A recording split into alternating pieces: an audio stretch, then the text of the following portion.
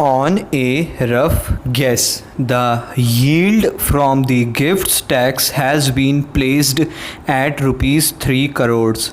A bill for the levy of this tax is being introduced separately. My second proposal is to make certain amendments in the State Duty Act.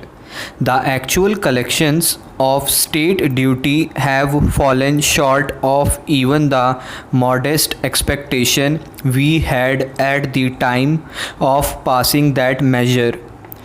This is partly due to the practice of making large gifts, which will hereafter be checked by the levy of the gift tax. It is also partly due to the numerous concessions provided in the Act itself, and I propose to reduce some of them.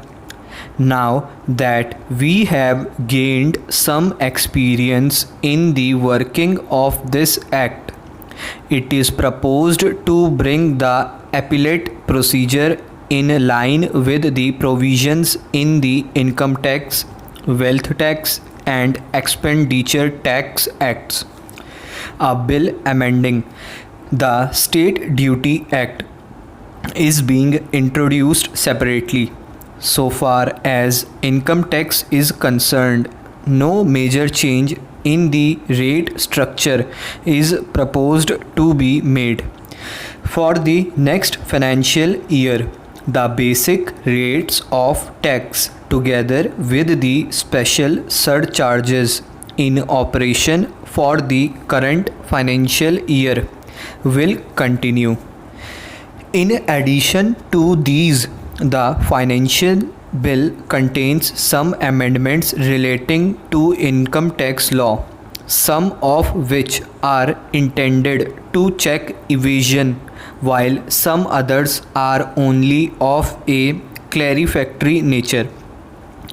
To mention the more important of them, the definition of technician is proposed to be made stricter to ensure that the exemption is not secured to a person who is not legitimately entitled to it. It is also proposed to confer on the Central Board of Revenue the power to make rules laying down the rules so that some uniformity is secured in the basis of assessment. Before leaving the subject of income tax, I should like to mention a change in regard to the exemption from tax of payments made to employees for leave passages. Such exemption is now granted only if the payments are made under certain rules framed by government.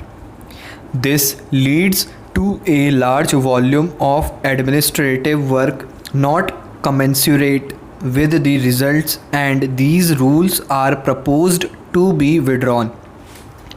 In regard to the wealth tax, the only change proposed is to exempt a foreign citizen from payment of the tax on his foreign wealth, even though he may be resident or ordinarily resident in India.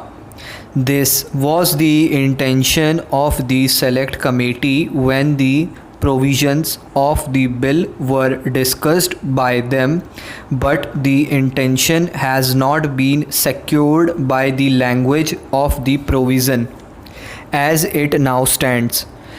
I now turn to the field of indirect taxation.